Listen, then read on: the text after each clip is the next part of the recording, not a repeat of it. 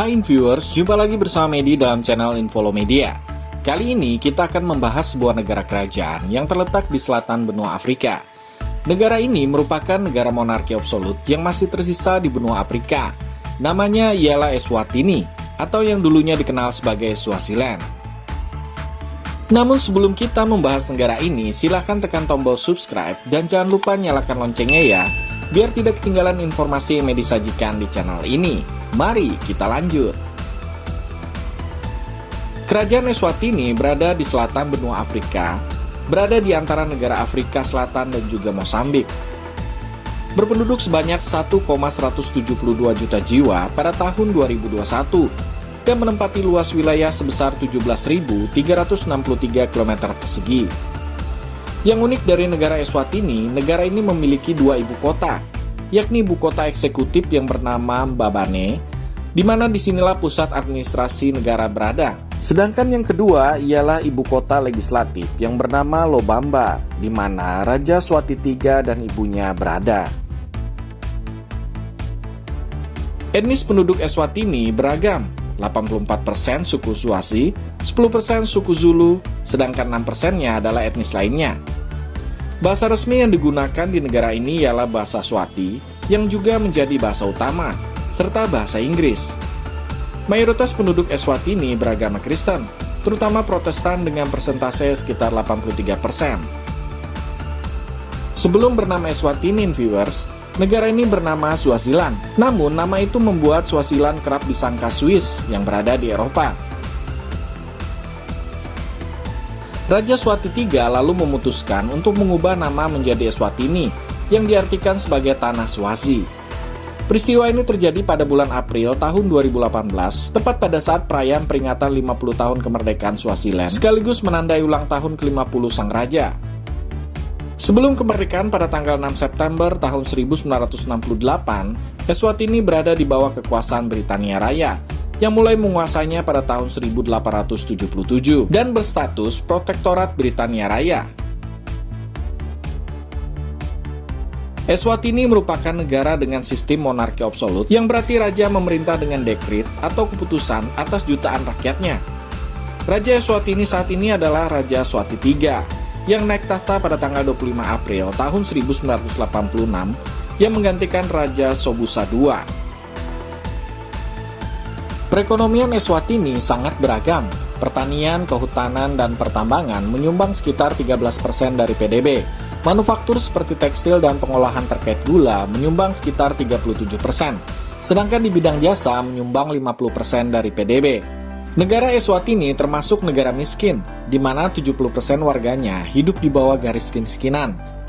Setiap budaya memang memiliki keunikannya masing-masing, tidak terkecuali di kerajaan Eswatini. Viewers, jangan heran ya apabila kalian berkunjung ke negara ini, para wanita ada yang tidak menggunakan pakaian atasan. Ini biasanya berlaku bagi wanita yang belum menikah. Sedangkan pakaian atasan hanya berlaku bagi mereka yang sudah menikah dan memiliki anak. Hal unik lainnya ialah para wanita akan mencukur habis rambutnya apabila suami mereka meninggal dunia. Hal ini dilakukan sebagai tanda duka cita atas kepergian sang suami. Penduduk Eswatini juga dilarang untuk menggunakan baju terbalik. Hal ini disebabkan karena sebagian besar kain di kerajaan Eswatini memiliki gambar wajah sang raja, sehingga memakai pakaian secara terbalik akan dianggap sebagai penghinaan bagi sang raja. Nah, cukup unik bukan?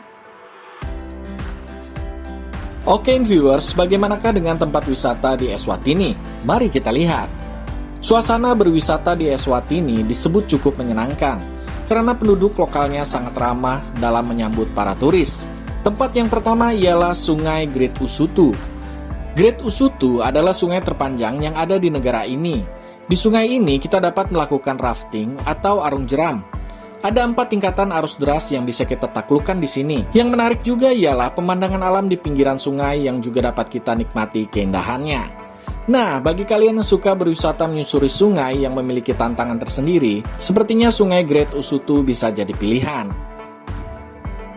Tempat yang kedua ialah Gua Gobolo. Gua Gobolo merupakan salah satu tujuan wisata favorit bagi para turis. Wisata ini menawarkan pemandangan bebatuan bawah tanah yang menantang. Selama seharian, turis dapat merasakan sensasi perjalanan di dalam gua yang menantang adrenalin. Tentu saja ditemani oleh pemandu wisata ya. Nah, tempat yang ketiga ialah wisata safari di Lembah Uzulwini. Berkuda di tengah savana Afrika dapat kalian wujudkan di sini, tepatnya di Lembah Uzulwini. Sambil menunggang kuda, kita sekaligus bisa mengenali flora dan fauna yang terdapat di sana. Berpapasan dengan kawanan zebra yang sedang mencari makan bisa jadi pengalaman yang mengesankan loh bagi kita. Selain berkuda, kegiatan safari ini juga bisa kita lakukan dengan bersepeda di Lilwane atau Lane. Tempat wisata yang keempat ialah Gunung Sibebe. Apabila viewers memiliki hobi hiking, tentunya wisata alam seperti mendaki gunung bisa menjadi tujuan wisata yang menarik di Eswatini. Gunung yang sering menjadi tujuan pendakian bagi para turis adalah Gunung Sibebe. Berjarak sekitar 10 km dari Babane, kita dapat melihat pemandangan bebatuan granit yang mencuat di tengah medannya. Kawasan bebatuan granit di sini menjadi kedua yang terbesar setelah yang ada di Ayers Rock, Australia. Tempat yang kelima ialah Yebo Art Gallery. Ini adalah galeri seni kontemporer dan studio desain yang berbasis di Kerajaan Eswatini. Didirikan pada tahun 2010 yang bertujuan untuk menumbuhkan ekonomi kreatif dan bekerja sama dengan para seniman profesional maupun juga pendatang baru. Para turis dapat mengunjungi galeri ini dan menikmati sajian seniman lokal dengan memamerkan karya seni mereka. Bagi kalian penyuka seni, tidak ada salahnya untuk mengunjungi galeri seni yang satu ini. Nah, gimana viewers? Cukup menarik bukan? Oke, demikianlah sebagian kecil dari tempat-tempat wisata yang ada di negara kerajaan Eswatini, yang dulunya namanya adalah Swaziland. Sebenarnya masih banyak lagi tempat wisata yang menarik yang bisa kita kunjungi di negara ini. Semoga informasi yang disajikan tadi bisa menambah wawasan kita semua untuk mengenal kawasan atau wilayah sebuah negara di dunia. Dan jangan lupa untuk tekan tombol subscribe ya, serta nyalakan loncengnya, biar Medi lebih semangat lagi dalam menyajikan informasi di channel ini. Sampai jumpa!